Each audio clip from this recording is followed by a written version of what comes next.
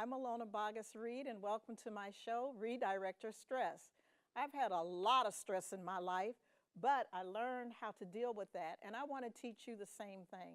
I'm originally from Sedalia, Missouri, a little town off of Interstate 70 that no one has ever heard of. So come along with me, and we'll have fun.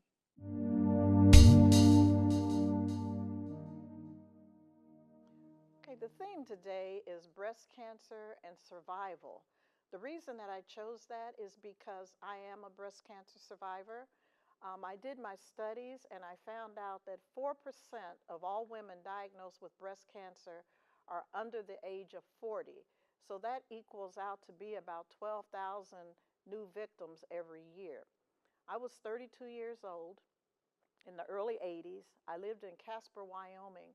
And Wyoming is a state that's a little different from other states. They're not as forward or as advanced as some of the other states in the Union. I was the youngest patient. They did not know what to do for me. The research wasn't as upgraded as it is today. So what they decided to do, because of my age and because of my ethnicity, they decided to give me the strongest form of chemotherapy that they knew. It was devastating. The chemo did kill the cancer cells at that time, but it also killed good cells that I had, which meant I went bald, I lost all of my hair, and then there were other problems that I had later on with it. The biggest problem that I had probably was having out-of-body experiences because of the drugs. They were just too much for me. So I was driving down the street a couple of different times, and I knew I was driving behind the wheel, but I felt like my body was up in the stars, and I was actually looking down on myself. So I understood at that point when people would talk about LSD and being on a trip, I understood what that trip was all about. Also, it affected my speech. I could get up in the morning and do pretty well as far as speaking to someone, but after about an hour, my words would begin to slur and I would not be able to finish a complete sentence. So I just basically would stay home during the period when I would have the actual injection and then when I would have to take the pills. So I was off from work probably in the first 6 or 7 months, 3 months, not consecutively, but 3 months off and on. It did cause a problem for me on my job because I had been there for 4 years and my supervisor wanted to put me on probation all over. And I asked, I said, well, why would you do that when the ladies who go out on maternity leave are considered being sick and they're out for 3 months? I was out for 3 months and I was sick. You never allowed them to have to be on probation. So I didn't really like that, but I was young, so I didn't understand the ramifications or the rights that I had. The other problems that I had, I was a young mother with a young son. While I was in the hospital, the American Cancer Society would send out different people to talk to me and help me with exercises so that I could get the use of my arms back. But I just wasn't interested in listening to these women because they were all older, they had families, they had the support system of their husbands. I didn't have any of that, and I didn't really want to talk to these people. So one of the things that I did later on was to become a volunteer for the Reach to Recovery program so that I could reach younger people and give them hope. After I started getting better, though, there were issues. My equilibrium was off slightly. Even to this day, I never fall, but I have periods where I stumble sometime because of that. But my biggest problem was trying to determine if I should ever even be in a relationship with people after that, as far as a male companion, because most of the men that I knew were very visual people. And so I didn't know when to tell them or if I should even bother to tell them. So it was a very, very difficult time. After the 6 or 7 months that I initially went through chemo, I did start to get better. So I moved back to my home state in Missouri, and I did pretty good for about 4 years. But then the cancer came back 3 or 4 different times, and it eventually metastasized into my lungs. The doctors wanted me to undergo chemo again, but I did not want to go through that harsh treatment, and they even told me that my chances of survival was probably 18 months with chemo or 12 months without it. So I just chose not to have it at all. So they tried to do radiation treatments, but they had to take a purple magic marker type pen and draw like a grid on my body, my neck, and my chest so that they could target the radiation treatment to that specific area. Of course, people were still asking questions. Why do you have purple marks on you? What is that for? You know, it was just a very, very difficult time trying to be a young woman. But I got over that as well because God is good. And he found a drug for me that was called tamoxifen that the doctors knew about. They told me there was only a 10% chance that it would work for me, but miraculously it did work. So I went on to live a very normal life. However, several years down the road, my ankle broke. And I didn't understand what was happening with that because I did not fall. I didn't run into anything. No one had injured me, so I couldn't understand why my ankle was hurting so badly. So I went to the doctor and they did x-rays and MRIs and they did find the fracture, and it was due to having cancer in the past. So I asked my doctor, how did that happen? And he said, basically, you now have osteoporosis. And it was due to the fact that I was young and there was no hormonal treatment out there. And even if there had been, because of my age, they would not have given it to me in the first place. So a lot of times with cancer patients, if you do survive, there's usually a problem that you might develop later as a result of having the cancer. And so that's been the situation with me.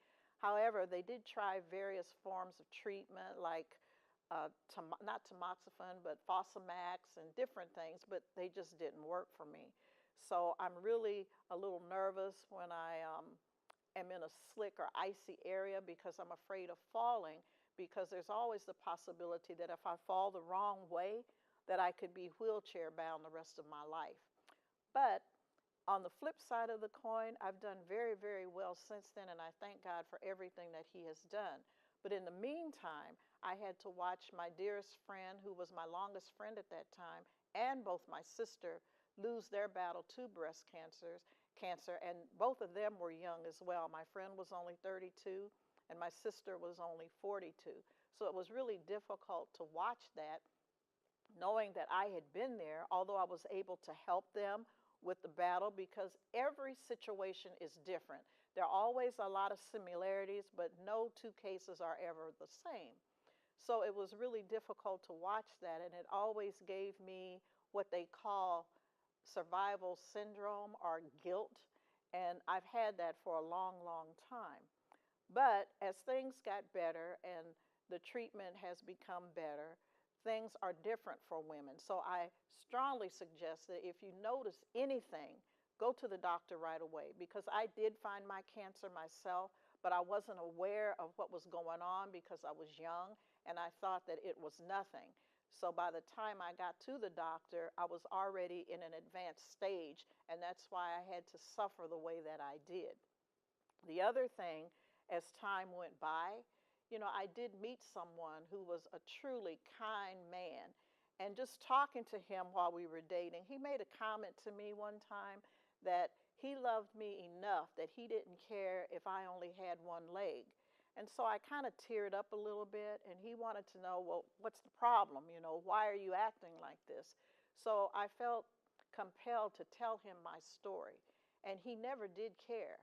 So we've been married almost 2 years now, and he is truly a good man, and he doesn't care because he only cares about my character and who I am. So basically, get checked, ladies, and men too, because breast cancer does affect men as well. And do everything that you can.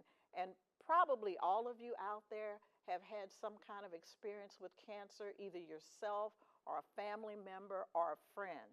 Just be there and try to be supportive. You may not understand everything, but just listen, because basically that's all we really want, is just to have somebody to listen to us. Okay? All right, so during the time that I had the cancer off and on for so many years, I had to find a way to de-stress myself. So what I found that was interesting for me was to do different types of crafts. So when we come back, we're going to do a craft. We're going to do what we call a t-shirt bag, tote bag, okay?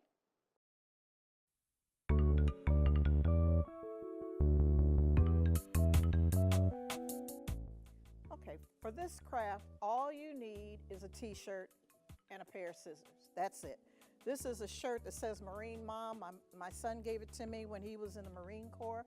So basically, all you're going to do is cut off the hem right at the bottom of the shirt, which I've done already. Just save that. You're going to use it. Then you're going to make little cuts right up through the shirt. Make the fringe as long as you want it. I kind of like them long. Just cut those all the way across, and when you get to each end, you're going to cut and open up those seams. Then we're going to cut off the sleeve. Now, if you want fringe at the top of your shirt, leave the sleeves on, but cut off the hem. But we're going to do a simple one. So you're just going to cut the sleeve off. You can throw it away, cut it off. It's starting to look like a tank top. And then we're also going to cut the collar. Just cut it off. Looks like a tank top. Okay, once you get all of your strips, I like to pull them. Just pull them. It makes them a little bit longer, and it makes it a little bit more thin, and it makes it a little bit easier to handle as well. Now, if you want to put pony beads on there, you can. Just slip the pony bead across one of the little strips. Do that all the way across. And then here, all you have to do is just tie the strips together. Just do a knot like you're tying your shoe. That's all you have to do. And you're going to do that all the way across. When you finish that, take the strip that you cut off, take it through your sleeve. And this bag is very forgiving, so it doesn't have to be straight. Just pull it through, tie it at the top into a knot, just like this. And then, when you've done all the way across tying your bag, you'll have a bag just like this. Now, what I do with mine, I keep it in the back of my car. I put plastic bags in there. So if you need trash, you've got it covered, and you don't mess up your bag, you don't mess up your car. I even use them when I go shopping. You know, if I just have a little bit of nothing, you can put it right in the bag, throw it over your shoulder, easy peasy. So if you have an old shirt that you can't wear anymore, very, very simple craft that you can do, and it eases your stress.